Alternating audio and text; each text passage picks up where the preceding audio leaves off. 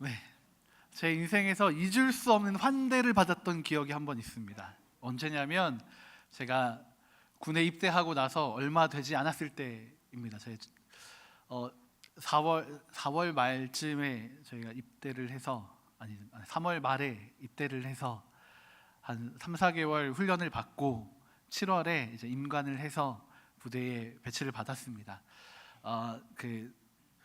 요즘도 마찬가지긴 하지만 이 부대를 관리하시는 분들 입장에서는 가장 문제가 되는 두 부류의 장병이 있습니다. 누구냐면 갓 입대한 이등병, 그 다음에 갓 입대한 하사와 소위. 크게 차이가 없습니다. 계급은 굉장히 차이가 나는 것처럼 보이지만 이제 막 갓 입대했다는 거에는 크게 차이가 없어서요, 언제든 사고를 칠 수 있는 가능성을 가지고 있는 그런 존재이기 때문에 그들을 잘 관리하는 게 필요했습니다. 특별히 이 추석 명절 같은 때가 되면 이제 간부들도 다 고향으로 가게 되니까 그들을 관리하는 게 조금 더 허술해집니다. 그래서 몇몇 이제 사단의 간부분들이 이제 각 아파트들을 돌면서 이들이 잘 지내고 있는가를 수시로 점검을 하셨습니다. 제가 갔을 때 처음 맞이하는 추석 명절이었습니다. 지금은 살이 많이 쪘습니다. 그때는 이제 훈련 마치고 얼마 안 됐던 때라서 거의 제 몸무게가 지금에 비하면 거의 한 3, 4kg 이상이 빠져 있는 가죽밖에 없었던 그런 시절이었습니다. 키도 작고 애도 조그맣고 훈련소에서 다 신기하게 새까맣게 타더라고요. 훈련소에서는 새까맣고 이러니까 좀 저희 아파트에 방문하셨던 그 중령 인사 참모 분께서 저를 이제 하사관, 조금 어린 아이로 생각하셨던 것 같습니다.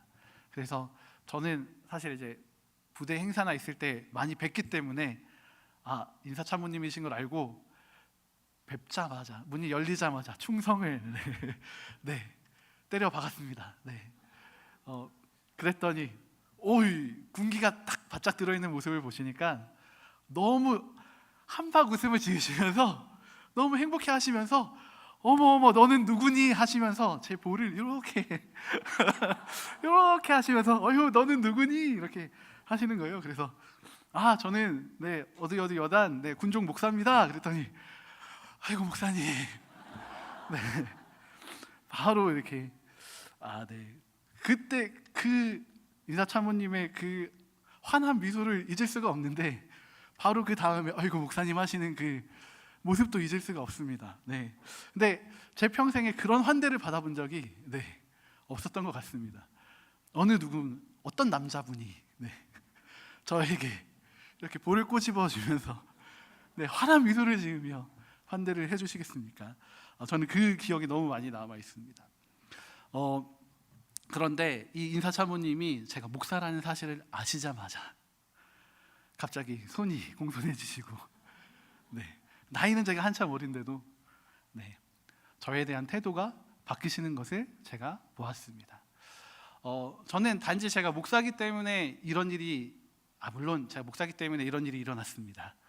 그런데 제가 믿기로는 이런 일이 우리 주변에서 늘 일어나야 된다고 저는 믿습니다. 왜냐하면 우리가 그리스도인이기 때문입니다.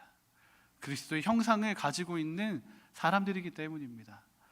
우리는 그렇게 세상 가운데에서 당당하고 담대하게 살아가면서 이 세상을 변화시켜 나가야 하는 사람들인 것입니다. 그런데 인사참모님이 저를 어디 부대 하사관쯤으로 잘못 착각하신 것처럼 세상 사람들이 우리를 보고 착각하고 있지는 않은지 우리 돌아봐야 합니다. 세상 사람들이 우리가 그리스도인이라는 것을 모르고 있다면 우리는 어쩌면 반성해야 되는지도 모르겠습니다. 우리를 그리스도인으로 부르신 그 하나님의 그 부르심에, 우리에게 허락하신 그 사명에 제대로 응답하지 못하면서 살아가고 있다는 증거이기 때문입니다. 오늘 말씀 가운데에서 결론적으로 조금 이야기하자면 하나님은 우리를 부르셨습니다. 그런데 무엇으로 부르셨냐면 갇힌 자로 부르셨습니다. 갇혀있다라는 말은 사실 우리에게 썩 기분 좋은 말은 아닙니다. 부정적인 의미입니다. 죄를 지은 사람이 죄에 맞는 형벌을 받게 하기 위해서 가둬놓습니다. 혹은 어떤 죄의 혐의가 있어서 조사 단계에 있는데 어디 도망가지 못하도록 자유를 제한하는 것이 갇힘입니다. 갇혀 있다는 것은 조금 속된 말로 하면 용서해 주세요. 되먹지 못한 사람, 죄를 범한 무가치한 사람이라는 것을 의미합니다. 한 개인이 가지는 모든 자유와 권리를 그래서 포기하고 제한하게끔 만드는 것이죠. 그런데 오늘 말씀 에베소서 저희가 한 달간 또 담임 목사님 통해서 옥중서신을 또 함께 말씀을 나누지 않았습니까? 이 에베소서의 말씀도 동일합니다. 바울은 가택연금 상태에 있습니다. 로마의 법에 의해서 갇혀 있는 상태입니다. 사실 바울은 로마의 시민으로서 재판받을 마땅한 권리를 사용한 겁니다. 그런데 여하튼 그 법 때문에 갇혀 있는 상태가 됐습니다. 억울하게 갇힌 것도 아니고 스스로 갇혀 있습니다. 근데 정말 따지고 보면 굳이 재판까지 받지 않아도 될 만큼 그에게 혐의가 없다는 사실이요 명확했습니다.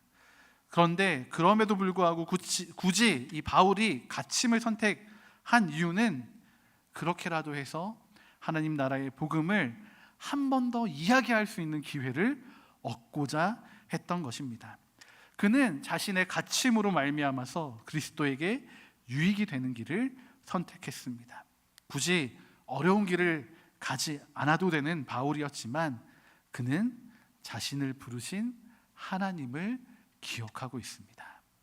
우리 1절의 말씀을 함께 한번 읽어보도록 하겠습니다. 그러므로 주 안에서 갇힌 내가 너희를 권하노니 너희가 부르심을 받은 일에 합당하게 행하여. 아멘. 바울에게 이 일이 가능했던 이유는 그가 갇힌 자 되었기 때문입니다. 로마에 의해서도 갇혀 있긴 하지만 정말 중요한 갇힘은 무엇이었냐면 그리스도 안에 갇힌 자가 되었다라는 것입니다. 세상 사람들은 그가 처해 있는 상황을 볼 것입니다. 가택연금 당해 있는 그 상황을 말입니다. 그에게 죄의 혐의가 있으니까, 뭔가 저 사람이 잘못을 했으니까, 뭔가 꺼림칙한 게 있으니까 그곳에서 갇혀 있는 거겠지라고 생각을 할 겁니다. 하지만 실상은 바울이 로마의 감옥에 갇혀 있는 것이 아니라 그리스도 안에 갇혀 있다는 것입니다. 그리스도 안에 갇힌 삶은 무엇이냐면 그리스도를 위해 자신이 갇힌 자가 되어서 나의 권리와 이익을 내세우지 않겠다라는 것입니다. 그리스도의 법에 자신을 맞추어서 이 육신의 소욕대로 살아가는 것이 아니라 하나님의 뜻에 따라 살아가겠다라는 것입니다. 그리스도 안에 갇힌 바울은 자신에게 가장 귀한 예수 그리스도를 쫓아가기 위해서 자신의 자유를 포기했으며 또 자신의 이러한 삶이 모든 그리스도인들의 삶이 되기를 소망하며 권면하고 있습니다. 그래서 정말 사랑의 마음을 가지고 모든 그리스도인들이 잘 되었으면 하는 마음으로 부르심에 합당하게 살아가기를, 그리스도 안에 갇힌 자로 살아가기를 권면하고 있습니다. 바로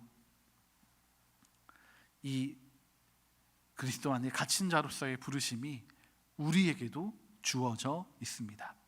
그런데 혹 우리는 그리스도가 아니라, 우리 주님이 아니라 다른 것에 갇혀 있는 삶을 살아가고 있지는 않습니까? 때로는 삶의 괴로움이 찾아올 때가 있습니다. 아픔이나 슬픔이 찾아올 때가 있습니다. 혹시 그 괴로움과 아픔에 갇혀 지내고 계시진 않습니까? 걱정과 근심에서 벗어나지 못하고 계시지는 않습니까? 때로는 이 경제적인 어려움 때문에 돈이라는 감옥에 갇혀 계시지는 않습니까? 우리가 갇혀서 지내는 그 모든 것들로부터 벗어나서 그리스도 예수 안에 갇히기를 소망합니다. 그리스도 예수 안에 갇힌 자 된 바울은 이 갇힌 자의 특징에 대해서 설명을 해주고 있습니다. 2절의 말씀입니다. 짧은 말씀인데요, 우리 같이 한번 더 읽어보도록 하겠습니다. 모든 겸손과 온유로 하고. 네, 아주 짧은 말씀이지만 이 안에 갇힌 자의 특징이 담겨져 있습니다. 잠깐 살펴보면요, 갇힌 자는요, 먼저는 겸손한 사람이랍니다. 네, 겸손은 자신을 한없이 낮추는 게 아닙니다. 이 낮추다가 잘못 낮추면 자기 비하가 됩니다. 제가 어릴 때 이 겸손을 좀 잘못 배웠습니다. 그래서 남들에게 폐 끼치지 않는 것, 그래서 남들에게 어려움을 주지 않는 것을 제가 겸손이라고 잘못 착각하고 살았습니다. 그래서 저에게 베풀어지는 사랑도 제대로 받지 못하고 거절하고 관심도 거절하고 그래서 사실 이 공동체 안에서 아름다운 연합과 또 사랑을 나눴다기보다는 돌아보니까 제 스스로를 너무 깎아내리고 비하하고 있는 저의 모습을 발견하게 되었습니다. 겸손이라는 것은 제 살을 깎아서 남을 높여주는 게 아닙니다. 진짜 겸손은 무엇이냐면 하나님의 기준을 가지고 하나님께서 바라보시는 시선으로 내 자신을 바라보는 것입니다. 그렇기 때문에 이 겸손은 엄청난 능력이 됩니다. 그리스도 안에 갇힌 자들은 이 겸손을 가지고 있습니다. 내 시선과 내 기준이 아니라 하나님이 꿈꾸시는, 우리를 향해 꿈꾸시는 그 무한한 가능성으로 우리가 옷을 입는 것이 바로 겸손의 모습입니다. 그렇게 나를 내려놓고 하나님을 인정하는 것이 그리스도 안에 갇히는 것이고 그것이 겸손입니다. 여러분, 혹 저처럼 나에 대해서 만족하지 못하시는 분들 혹시 계십니까? 내가 불만족스러운 분들이 계십니까?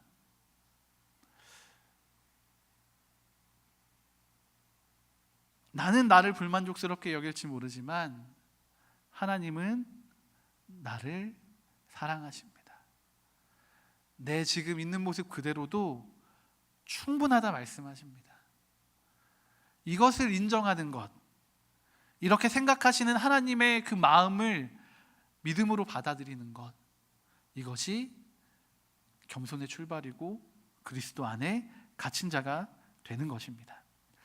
또 한 가지의 특징이 있습니다. 이어지는 말씀을 보면 갇힌 자는 온유한 자입니다. 네, 또 부끄러운데요, 이것도 제가 어린 시절에 좀 잘못 배운 것 같습니다. 네, 온유는 한없이 부드러운 거겠지라고 생각했습니다. 그래서 모든 사람들에게 친절하게 대하는 것이 온유라고 제가 잘못 배웠습니다. 그래서 전에 교회에서는 그런 말도 있었습니다. 2, 3년은 지나가다가 콘센트 하나라도 꽂아주고 간다고. 네. 굳이 그렇게 오지랖 부리지 않아도 되는데요. 네. 그게 마치 온유인 것처럼, 그게 예수님을 닮은 모습인 것처럼 제가 여기저기 기웃기웃 하면서 여기도 도와주고 잘했죠 이렇게 하고 대놓고 얘기하진 않았지만 이러고 다녔던 것 같습니다. 네. 그런데 성경에서 말하는 가장 온유한 사람이 누구인지 아십니까? 아시죠? 네. 제가 질문을 해놓고도 참 바보 같은 질문이었다 생각이 듭니다. 네, 모세입니다. 네, 여러분, 모세의 삶을 다시 한번 돌아보면요, 그가 온유했다라고 생각 들지 않습니다. 한없는 부드러움이 온유함이었다면, 모세는 그 온유함과 좀 거리가 멀었던 사람 같습니다. 굉장히 다혈질이었던 사람처럼 저는 보입니다. 아니, 감히 내 동족 히브리 사람을 괴롭혀? 바로 그날 밤에 그 사람을 죽이러 갑니다. 그리고 그것이 탄로나니까 어떤 대책을 세우는 것이 아니라 바로 그 길로 도망쳐 버립니다. 이것은 그가 굉장히 즉흥적인 사람이고 다혈질이라는 것을 보여주는 증거일 겁니다. 그런데 그런 그가 하나님을 만나니까요, 온유함을 잊게 됩니다. 온유함은 마냥 부드러움이 아닙니다. 광야에서의 40년의 시간 동안 철저하게 실패한 모세는 하나님과의 만남을 통해서 그가 조련되기 시작합니다. 제가 이 조련이란 표현을 사용했는데, 왜냐하면 이 온유함이란 단어가 전장에 나가는 말에게 적용되는 단어이기 때문입니다. 네, 여기서 말은 죄송해요. 소리를 잘 못 내겠네요. 무리를 일으켜서 죄송합니다. 그 동물 말을 의미합니다. 온유한 말이라는 것은요, 부드러워서 말을 잘 듣는 말이 아닙니다. 주인에게 잘 조련이 되어서 주인의 지시가 있으면 곧바로 치고 나갈 수 있는 말, 주인이 고삐를 당기면 바로 멈춰설 수 있는 말, 방향을 바꿀 수 있는 말을 의미합니다. 완전한 주인의 통제 아래에서 철저한 복종할 수 있는 능력을 가진 말이 온유한 말이라는 것입니다. 갇힌 자들을 생각해 보면요, 모두가 통제 아래에 있는 사람들입니다. 모든 것이 통제되는 자리에서 살아갈 수밖에 없는 사람들입니다. 먹는 것도, 자는 것도, 말하는 것도 통제의 대상이 됩니다. 온유는 이러한 자기 절제와 통제의 능력이라는 것을 언어의 의미 가운데 담겨 있음을 우리가 볼 수 있습니다. 여러분, 조금 바꿔서 이야기하면 그리스도 안에 갇혀 있다라는 말은 무엇이겠습니까? 그리스도 안에, 그리스도의 그 말씀과 명령에 순종하여 나를 철저히 통제하여 복종한다는 의미입니다. 이것이 온유함입니다. 여러분, 다시 모세의 이야기로 조금 돌아와 보겠습니다. 모세가 갖춘 온유함은 무엇이겠습니까? 그가 한없이 부드럽게 사람들을 대하며 자신의 뜻을 펼치며, 마치 제가 잘못 배운 온유함을 가지고 여기도 도움이 필요하겠지, 콘센트 꽂아드릴게요, 여기도 도움이 필요하겠지, 물 좀 떠다 드릴게요 하고 했던 것이 온유함이 아니라는 것입니다.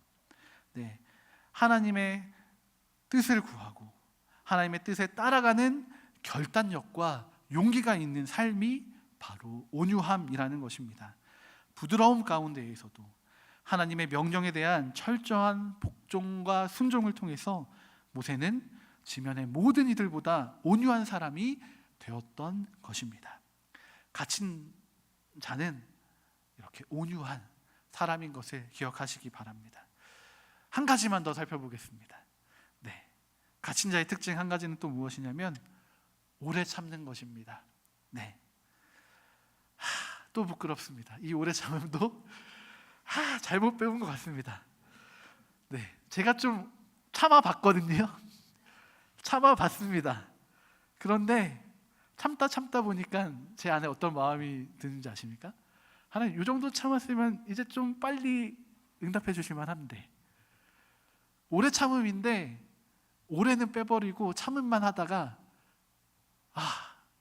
속성으로 이게 딱 오래라는 말만 딱 붙이면 좋겠다 라고 제가 살았던 것 같습니다.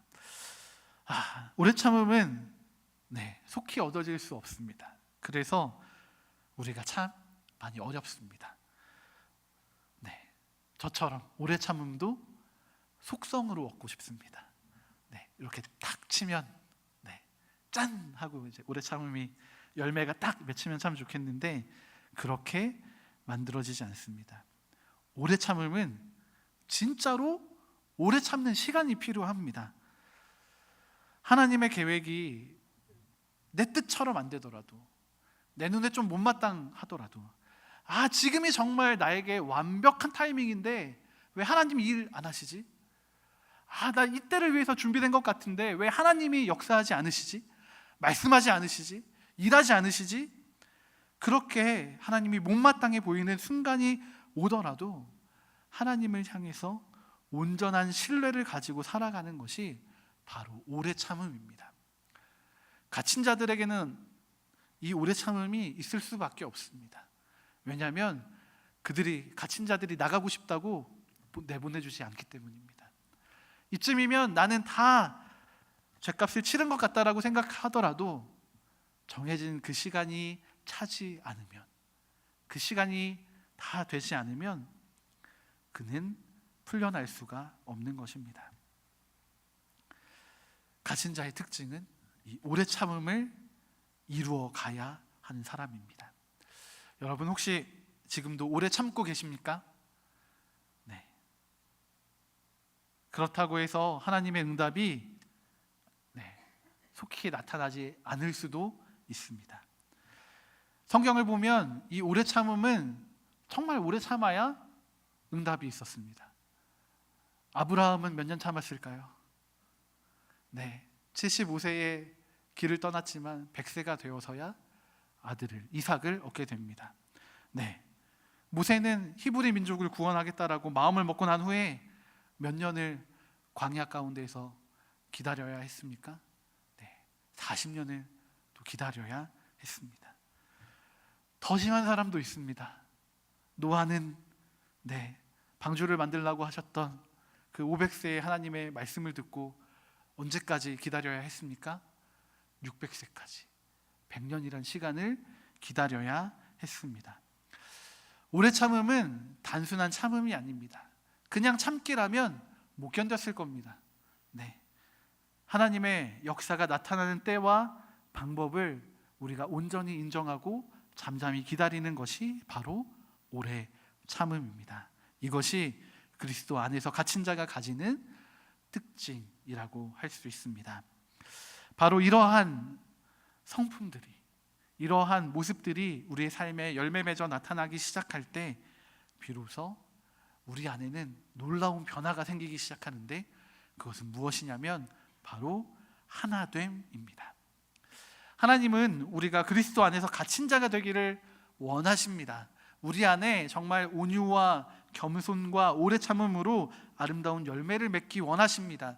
그런데 그것이 단지 나 하나 잘 되라고 그 열매를 맺으라는 것이 아니라 우리가 하나님 안에서 온전히 하나 되게 하시기 위한 기초의 작업이라는 사실을 기억하셔야 합니다.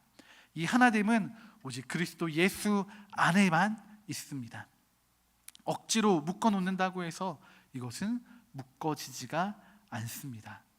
서로가 서로에게 맺혀진 겸손과 온유와 오래 참음의 열매로 서로를 존중하고 배려하고 그렇게 우리의 이기심을 내려놓게 될 때 나타나게 되는 놀라운 은혜입니다.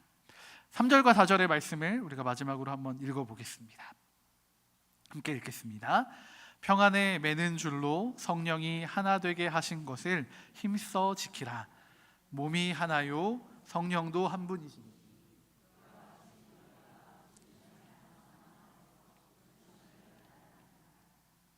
아멘. 바울은 이 말씀으로 우리에게 한 번 더 권면하고 있습니다.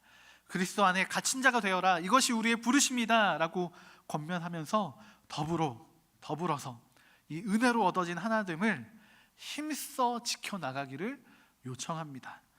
여러분, 이 열매는 뿌리를 잘 내리면, 하나님 안에 뿌리를 잘 내리면, 그리스도 안에 뿌리를 잘 내리면 맺어질 수 있는 아름다운 열매입니다. 하지만 이 소극적인 자세로는 세상 속에서 이 하나됨을, 이 믿음을 지켜나갈 수가 없습니다. 우리를 부르신 그 부르심에 합당하게 살아가기 위해서는 우리는 우리의 시간을 들여야 되고 우리의 마음을 들여야 하고 우리의 힘을 들여야 합니다. 그렇게 우리는 우리의 하나됨을 힘써서 지켜나가야 하는 것입니다. 부르심에 합당한 삶의 목적과 방향은 그렇게 그리스도 안에 갇힌 자가 되어서 그리스도 안에서 하나가 되는 것입니다. 여러분, 할 수만 있다면 그리스도 안에 갇혀 계시기 바랍니다. 지금까지 돈에 갇혀 계셨다면, 관계에 갇혀 계셨다면, 일에 갇혀 계셨다면, 건강과 또 염려 가운데 갇혀 계셨다면 이제는 거기에서 벗어나서 그리스도 안에 갇히시기를 축복합니다. 그리고 그 갇힌 자의 삶의 열매를 온전히 맺으시는 주님의 놀라운 은혜를 누리시기 바랍니다. 그렇게 살아갈 때 우리가 온전히 하나 되어가는 아름다운 믿음의 공동체가 될 줄로 믿습니다. 이 시간 우리가 함께 찬양하고 기도하기 원합니다. 나의 부르심이라는 찬양입니다.